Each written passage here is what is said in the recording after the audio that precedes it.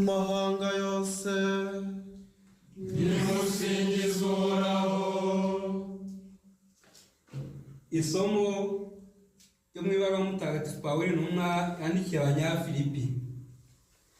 Ahasigaye bavandimwe, icyitwa icy'ukuri cyose kimwe n'igikwiye kubahwa, igitunganye, kitagira inenge, igikwiye gukundwa no kuratwa, mbese icyitwa ingeso nziza cyose kandi gikwiye ishimwe, ari cyo muharanira.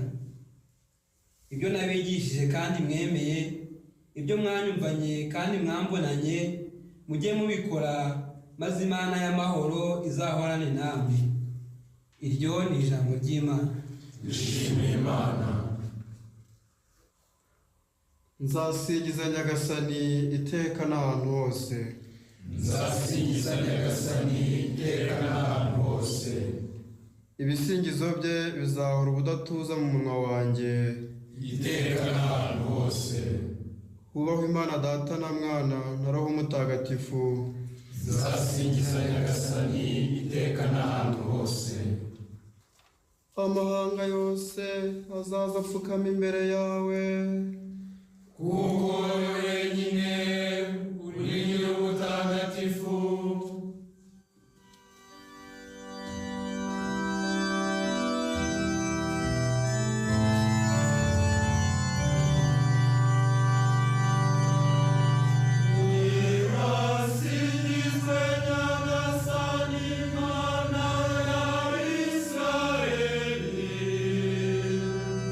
Kuko yasuye umuryango we kandi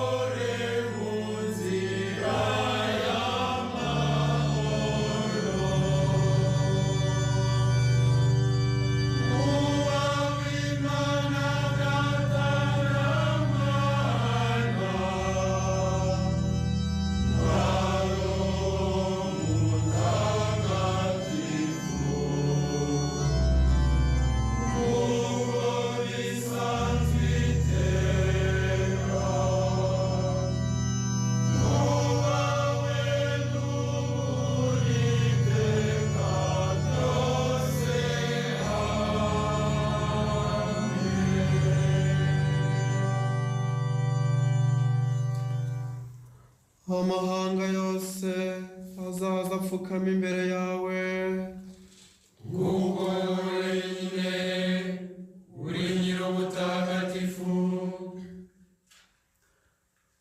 dusabe Imana umubyeyi ushobora byose, wowe wumvana ubwuzu ukwinginga kw'abana be, tumusingize tugira tuti: Nyagasani utwumve utubabarire. Mana ihoraho kandi ushobora byose, muri batisimu waduhaye urumuri rushya, uyu munsi udufashe tugendere muri urwo rumuri, tubisaba Imana.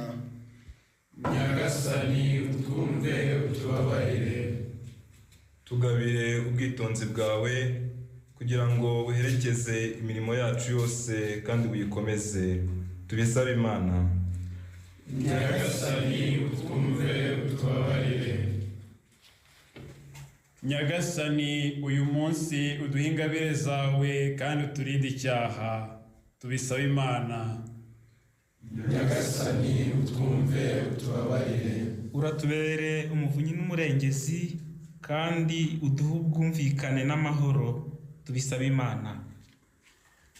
Nyagasani utwumve utubabarire.